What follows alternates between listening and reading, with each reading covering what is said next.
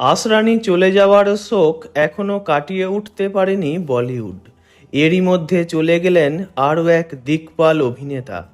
25 October শনিবার দুপুর 2:30 নাগাদ মুম্বাইয়ের হিন্দুজা হাসপাতালে প্রয়াত হলেন অভিনেতা সতীশ সাহ। প্রয়াণকালে তাঁর বয়স হয়েছিল 74 বছর। জানা গিয়েছে, বহুদিন ধরেই কিডনির অসুখে ভুগছিলেন তিনি এবং সম্প্রতি তাঁর কিডনি প্রতিস্থাপন করা হয়েছিল, কিন্তু তাতেও কোনো লাভ হলো না। কিডনি বিকল হয়ে মারা গেলেন অভিনেতা। তাঁর ম্যানেজার এই খবরটি নিশ্চিত করেছেন।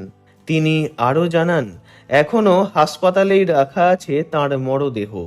রবিবার অন্তিম ক্রিয়া সম্পন্ন হবে। প্রসঙ্গত, দীর্ঘ 4 দশকেরও বেশি সময় ধরে চলচ্চিত্র ও টিভি ধারাবাহিকে কাজ করেছেন সতীশ সাহ।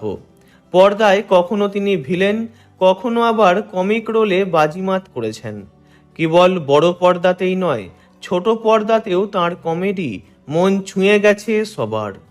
তাঁর অভিনীত জনপ্রিয় ছবিগুলির মধ্যে উমরাও জান, পুরানা মন্দির, ভিরানা, হাম সাথ সাথ হ্যায়, मैं हूं ना, कल होना हो, कभी हाँ कभी ना, दिलवाले दुल्हनिया ले जाएंगे, ओम शांति ओम, फिर भी दिल है हिंदुस्तानी, मुझसे शादी करोगी, भूतनाथ ইত্যাদি উল্লেখযোগ্য।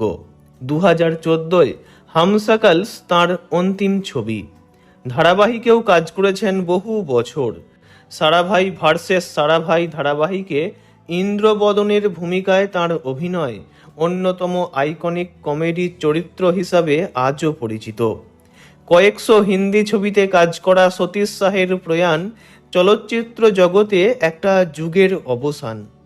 পরপারে যেখানেই থাকুন, ভালো থাকুন তিনি। ওনার বিদেহী আত্মার চির শান্তি কামনা করি।